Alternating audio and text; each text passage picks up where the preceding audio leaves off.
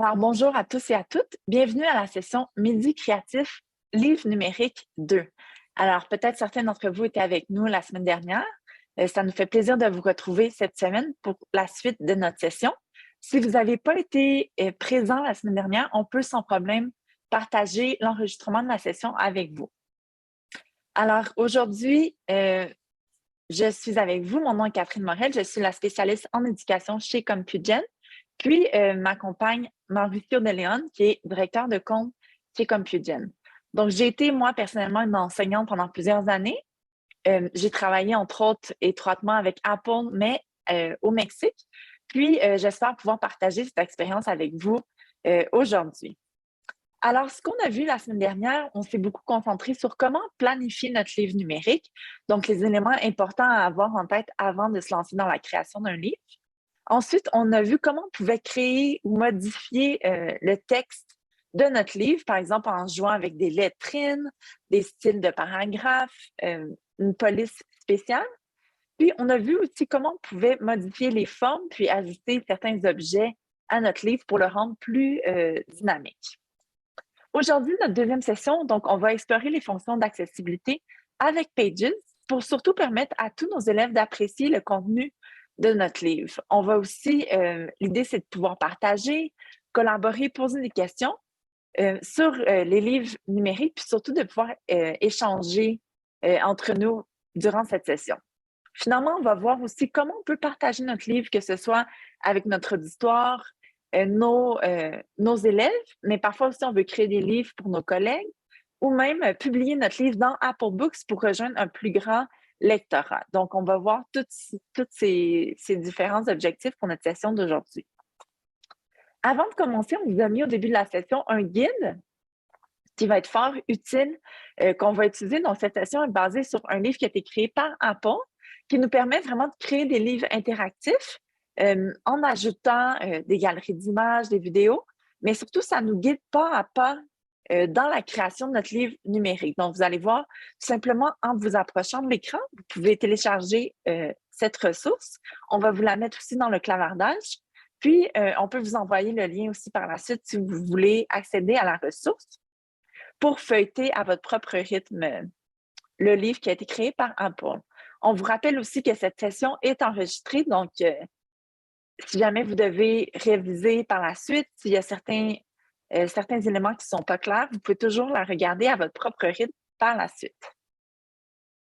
Donc aujourd'hui, on va avoir besoin de deux applications pour notre session. La première, c'est Apple Books pour pouvoir réviser le guide qui a été créé par Apple, puis Pages qui va nous aider à créer notre livre numérique. Vous allez voir, ce sont deux applications qui sont gratuites, qui sont déjà préinstallées sur votre iPad. Donc, vous n'avez pas besoin de les télécharger en plus. Alors, notre première étape aujourd'hui, on va voir comment on peut ajouter des images à notre livre. Donc, comme on a travaillé un peu la semaine dernière avec différents modèles, on peut tout simplement ajouter des images, mais on peut aussi jouer avec les images qui sont déjà incluses dans notre modèle, puis tout simplement les modifier un peu par la suite. Donc, on va voir également comment on peut changer le masque, dont la grosseur de notre image. Puis, comment modifier ces images qu'on ajoute justement dans notre livre. Donc, on peut, par exemple, ajouter des titres, des sous-titres, comme on voit ici à l'écran. Donc, à l'instant, je vais me connecter maintenant à partir de mon iPad. Je vous invite aussi de votre côté à suivre ces différentes étapes pour le réaliser aussi de votre côté. Donc, si certains d'entre vous se souviennent, la semaine dernière, on mentionnait quel type de livre numérique on pourrait créer. Puis, une idée qu'on nous avait proposée dans le clavardage, alors on mentionnait par exemple un album de finissant pour les élèves de sixième année, ce qui est une super idée aussi, ou même un rapport de science qu'on voudrait présenter ou un rapport pour un projet. Donc, on a ici plusieurs idées intéressantes.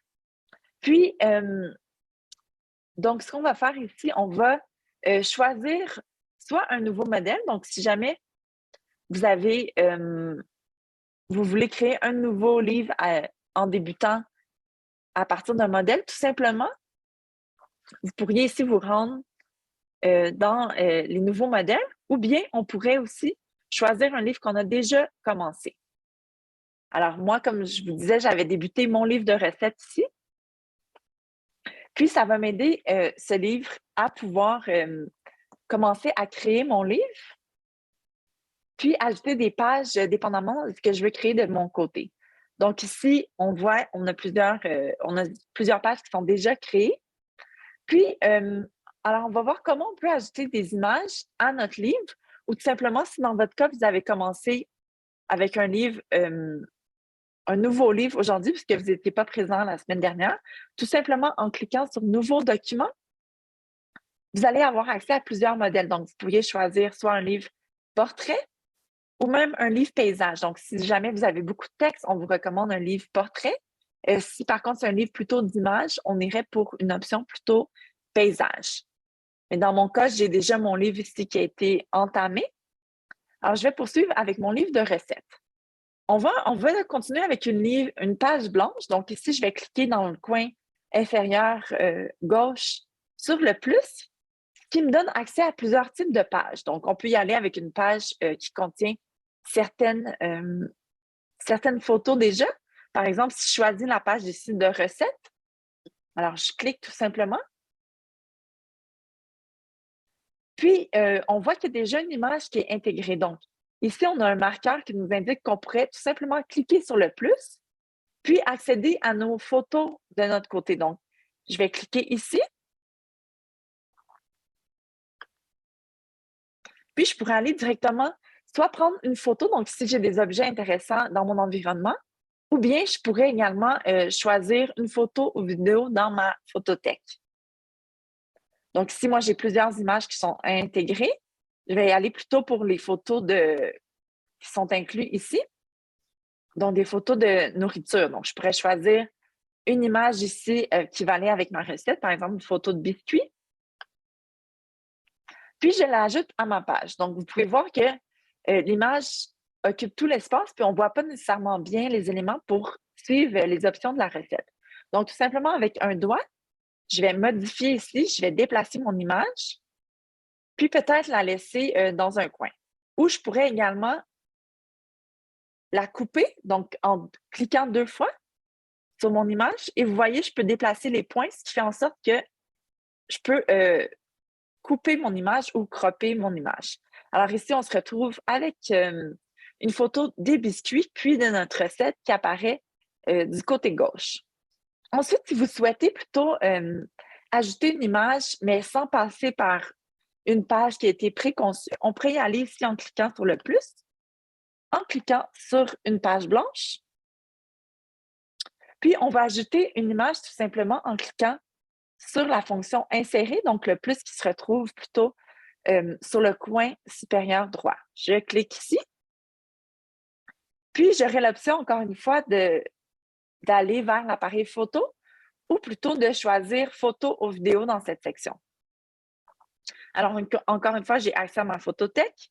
Je pourrais choisir ici une photo un peu différente. Donc, par exemple, si j'y vais pour le pain, puis ajouter la photo qui se retrouve, que j'ai choisie dans ma photothèque. Ici, je peux sans problème changer la grandeur, donc simplement en tirant sur les coins de ma photo. Mais ici, comme vous voyez, on a un fond gris qui ne me convient pas exactement. Donc, quand on veut quitter un fond qui est indésirable parfois sur une photo, on a une option dans Pages qui s'appelle Alpha instantané. Peut-être que certains d'entre vous connaissent cette fonction puisqu'on la retrouve aussi sur Keynote, mais vous allez voir qu'avec Alpha instantané, on peut justement quitter un fond indésirable. Donc, je touche ma photo et je me rends dans le pinceau. Puis dans l'onglet ici, Images, on a l'option qui s'appelle Alpha instantané. Donc, tout simplement, avec notre doigt, on va glisser notre doigt sur le fond qu'on désire quitter. Puis, je me retrouve ici avec le pain, mais sans le fond gris, ce qui est beaucoup plus intéressant visuellement. Je pourrais également diminuer mon image, donc la laisser peut-être dans un coin tout simplement. Puis, si vous vous rendez aussi, encore une fois, dans le pinceau, vous allez voir que dans l'option, l'onglet Style, on a l'option ici, par exemple, d'ajouter une ombre ou d'ajouter un reflet ou changer l'opacité. Donc, on a plusieurs options intéressantes qui s'offrent à nous si on veut ajouter certains éléments de design. Donc, de votre côté, comment ça se passe? N'hésitez pas à nous partager vos questions. On vous lit ici dans le clavardage, donc n'hésitez pas de votre côté. Ensuite, une fois qu'on a ajouté nos images, alors on peut revenir puis penser à quel autre élément pourrait être intéressant de notre côté. Donc, qu'est-ce qu'on pourrait ajouter pour pouvoir rendre notre livre beaucoup plus intéressant visuellement. Alors, on a déjà vu comment ajouter des images.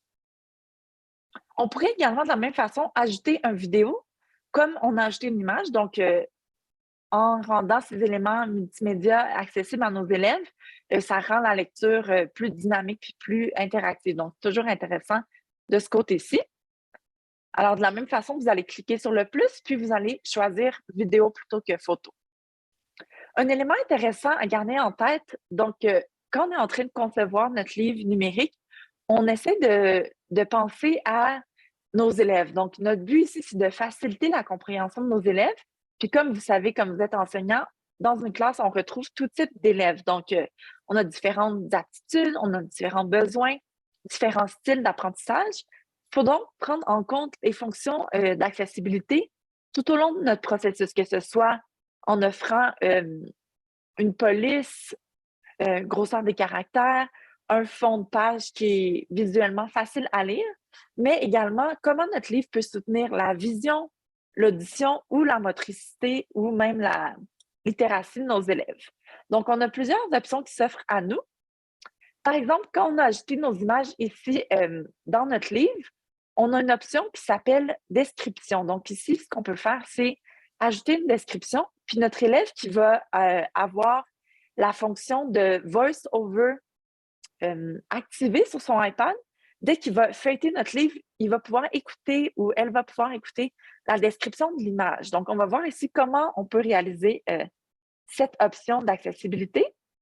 Je me connecte encore une fois à mon iPad.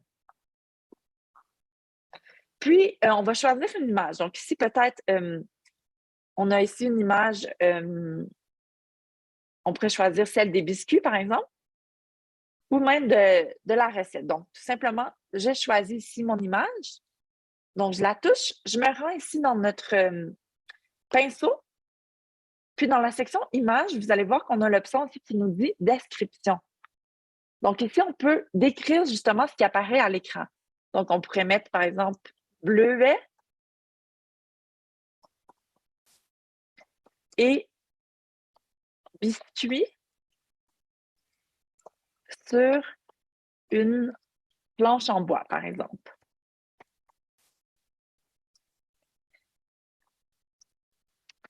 Parfait. Donc, dès qu'on a notre description de notre image, on pourrait faire le même processus avec toutes nos images au sein de notre livre. Puis, je vais vous montrer comment vous pouvez justement activer cette fonction si certains de vos élèves ont des troubles au niveau de la vision. Donc, on se rend ici dans nos réglages. Donc, les réglages ici, comme vous pouvez voir, c'est la roue grise qui se retrouve en bas. Puis, du côté gauche, on retrouve, donc si on va plutôt vers le bas, du côté gauche, on a cette option ici qui s'appelle Accessibilité. Donc, on clique sur Accessibilité. Puis, dans la section ici, Voice Over, on va tout simplement activer Voice Over. Voice-over, paysage. Avertissement. Important. OK. Bouton. Alors, si on se rend dans notre livre encore une fois, Sélectionner. Bleuet et biscuits sur une planche en bois. c'est une première option qu'on pourrait utiliser au niveau de l'accessibilité, ou on pourrait également ajouter une description audio nous-mêmes. Par exemple, ici, si on se rend dans notre page de recettes, on pourrait tout simplement insérer un enregistrement. Donc, on va cliquer sur le plus et on va aller choisir le micro ici. Donc, enregistrement audio. On clique sur enregistrer.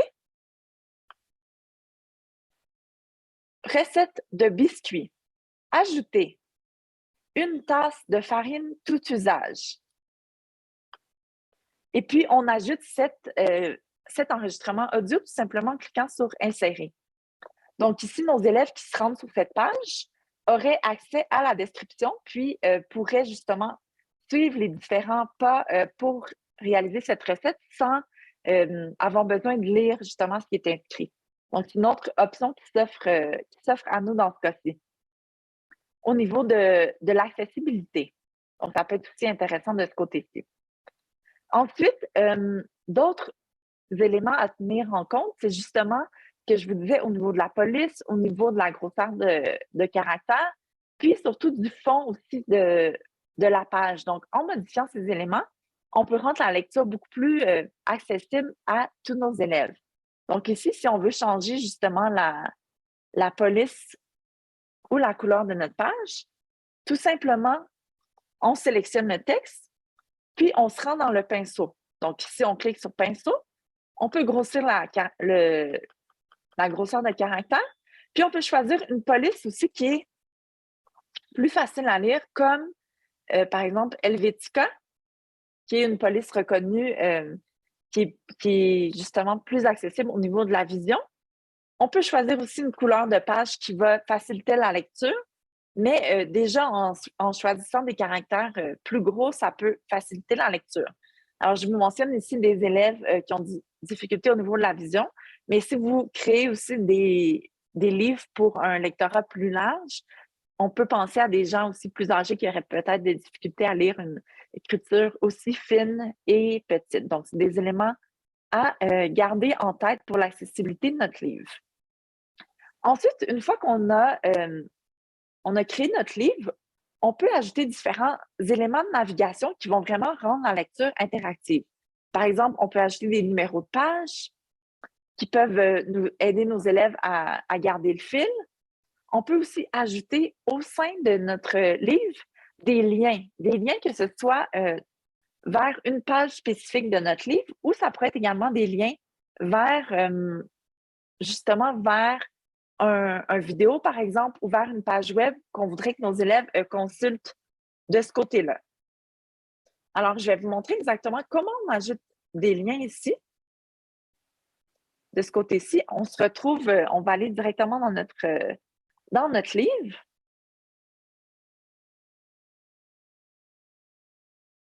Puis, on va d'abord ajouter des liens vers une page spécifique. Donc, ici, ce qu'on peut faire, c'est qu'on peut créer un lien à partir soit d'un texte ou même d'un objet. Donc, si je clique, par exemple, sur notre cupcake, notre petit dessert, on voit ici, comme option à la fin, j'ai l'option aussi qui nous dit lien. Donc, je vais cliquer sur lien.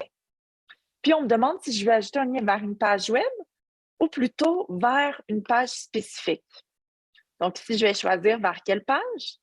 Je pourrais aller vers la page, disons, 7. Et voilà, donc on voit ici une petite flèche orange qui s'ajoute. Ce qui signifie que dès qu'on touche, on nous ramène directement à la page 7 où on retrouve les catégories de dessert. Donc, ajouter des liens comme ça au sein de notre livre, ça peut vraiment aider nos élèves. Par exemple, si on a un glossaire, à la fin, on pourrait ajouter des liens, disons, sur un mot en particulier qui nous amènerait au glossaire. Donc, dessert, puis on retrouve ce lien, ce mot dans notre glossaire à la fin de notre livre. Donc, ça peut être une façon aussi d'aider nos élèves quand on veut développer aussi du vocabulaire. Donc, ça, c'est une première option. Par la suite, si on veut ajouter un lien sur une page, donc tout simplement une page web, que ce soit une vidéo, on pourrait ajouter le lien de la même façon qu'on le fait pour une page, mais cette fois-ci, se diriger vers une page en particulier. Donc, ils vivaient ensemble une vie heureuse et paisible. Donc ici, ça peut être une façon d'amener nos élèves vers une histoire, une vidéo, une chanson qu'on voudrait qu'ils visionnent de cette façon. Donc, on pourrait choisir notre image. Donc ici, si je vais pour, par exemple, le pain qu'on a créé, je clique ici sur lien. Puis, je vais indiquer le lien de la page exactement où mes élèves vont devoir cliquer. Donc, c'est une option qui s'offre à nous. Et ensuite, un autre élément de navigation que je vous mentionnais, c'est celui des numéros de page. Donc, ici, j'ai déjà certains numéros qui sont indiqués, mais on pourrait ici cliquer sur les 3 petits points qui se retrouvent dans le coin supérieur droit. Puis, on va aller dans l'option ici qui nous dit « Mise en page ». Puis, mise en page, on va aller tout en bas où c'est indiqué « Plus d'options ». Donc, ici, on a notre numéro. Je pourrais ici cliquer sur le numéro, par exemple, puis indiquer l'enlever tout simplement. Puis, si je reclique ici, on me donne l'option d'ajouter une pagination. Donc, je vais cliquer « Pagination ». Je peux choisir si je veux un numéro tout simplement ou un numéro qui nous indique à quelle page on est rendu. Donc, je vais écrire ici « Page 1 ». Puis, tout simplement, en sélectionnant le numéro, je peux aller ici dans mon pinceau pour changer l'apparence. Donc, si je voudrais que ça soit plus gros, je voudrais peut-être changer la couleur exactement. Donc, je peux choisir une page qui va avec mon thème aussi. Puis, quand j'ai terminé, je clique sur OK dans le coin supérieur gauche. Parfait. Donc, maintenant, encore une fois, OK. Puis, vous allez voir maintenant que mes numéros de page ont été modifiés légèrement. Donc, ça peut être visuellement intéressant de penser à quel type de... comment on veut que nos numéros de page apparaissent au sein de notre livre. Parfait. Donc, une fois qu'on a terminé avec nos éléments de navigation, on peut maintenant penser à comment exactement on veut publier notre livre. Donc, on peut exporter notre livre au format EPUB. Le format EPUB, c'est un format standard qui permet d'afficher notre livre sur n'importe quelle app de lecture ou type d'appareil. Donc, ce n'est pas nécessaire d'avoir soit un iPad ou un Mac. Vous pourriez sans problème, sur n'importe quel type d'appareil, pouvoir lire votre livre qui a été créé. On peut aussi tout simplement créer un PDF, par exemple, dépendamment ce que vous voulez créer ou ce que vous voulez partager. Alors, tout simplement, pour exporter notre livre au format EPUB, on va cliquer sur les 3 petits points dans le coin supérieur droit, puis on a l'option ici « Exporter ». On va sélectionner EPUB, puis on peut choisir aussi le titre de notre livre, quelle page couverture exactement on veut pour notre livre. Donc, dans notre cas, ici, on clique sur les 3 petits points. On a l'option ici qui nous indique « Exporter ». On choisit EPUB. Puis, on peut choisir la page couverture, comme je vous disais, qui est l'auteur. On exporte, puis on va pouvoir partager de différentes façons. Donc, ici, ça pourrait être par AirDrop, ça pourrait être juste avec un lien ou par courriel, même si vous souhaitez partager directement dans une autre plateforme que vous utilisez à votre école, vous pourriez le faire de cette façon. Donc, on voit ici que c'est une bonne façon de pouvoir rendre notre contenu accessible à nos élèves, mais aussi à d'autres, à nos collègues. Puis, si on souhaite aller encore plus loin, on pourrait publier notre livre. Donc, ici, on pourrait choisir de le publier dans Apple Books, donc vraiment d'étendre le public avec lequel on veut partager. Donc, ici, on aurait accès à des milliers d'enseignants, d'écoles, d'universités qui pourraient aussi feuilleter ce qu'on a créé. Donc, on vous a mis quelques exemples ici de quel type de livre on pourrait faire. Ça pourrait être des manuels qui veulent expliquer un concept à vos élèves spécifiques. On pourrait aussi créer des cahiers. Donc ici, plutôt des cahiers qui sont destinés à vos élèves qu'eux pourraient modifier, remplir, ajouter leurs propres textes, photos et vidéos qu'ils vont eux-mêmes créer ou même enregistrer leurs réflexions à voix haute. Donc, ça peut être une bonne façon aussi d'évaluer certaines habiletés. Puis finalement, des guides pratiques. Donc, si vous souhaitez expliquer à vos élèves comment réaliser certaines étapes ou certaines activités, ça pourrait être une façon aussi de les guider tout au long du processus. En terminant, un élément qui est important pour nous, c'est de voir, suite à ces sessions, comment vous appliquez ou comment vous intégrez ce que vous avez appris dans la session avec vos élèves, dans vos écoles. Donc, on vous invite à partager, que ce soit sur les réseaux sociaux avec le hashtag #AppleTeacher, hashtag #EveryoneCanCreate, puis en mentionnant CompuGen Inc. pour que nous autres, on puisse partager ce que vous faites, puis inspirer à d'autres enseignants à suivre vos pas aussi de ce côté-là. Donc, on voulait prendre le temps de répondre à vos questions, si vous en avez. Puis surtout, partager des ressources qui peuvent être intéressantes pour vous. Donc, ici, on a la collection Créativité pour tous qui a été créée par Apple par des éducateurs qui vous offrent ici une panoplie d'activités, que ce soit en musique, dessin, vidéo, photo, mais surtout deux guides pour enseignants qui vont vous aider à accompagner vos élèves dans ces projets créatifs. Vous pouvez les télécharger ici directement avec le code QR qui apparaît à l'écran et on va vous mettre le lien dans le clavardage.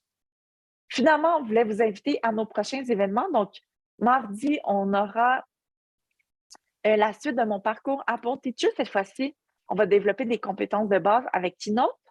Donc, c'est mardi à 16h. Ensuite, notre prochain midi créatif, on va voir comment on peut créer notre GIF animé avec pour thème de fond la Saint-Valentin. Donc, ces petites animations qui sont parfois humoristiques ou qui expriment une émotion. Donc, on va créer cela ensemble jeudi prochain. Puis finalement, on a également la session Mon parcours Apple Teacher où on va développer des compétences pour iMovie. Donc, on vous invite constamment à visiter notre page où on affiche nos formations qui vont suivre au cours des prochaines semaines. N'hésitez pas à nous contacter si vous avez des questions. On vous met nos courriels à l'écran, mdeleon@compugen.com ou cmorel@compugen.com. Donc, n'hésitez pas à nous contacter si jamais vous avez besoin d'une session personnalisée à votre école ou même on vous donne des sessions aux élèves également. Ou si vous avez des questions aussi plus techniques, on peut vous aider puis vous encadrer dans votre projet. Donc, vous pouvez aussi suivre Compugen sur les réseaux sociaux pour avoir plus d'informations à ce sujet-là. Merci beaucoup d'avoir été avec nous aujourd'hui. On vous souhaite une bonne fin de journée. Puis, on espère vous voir dans nos prochaines sessions. Au revoir.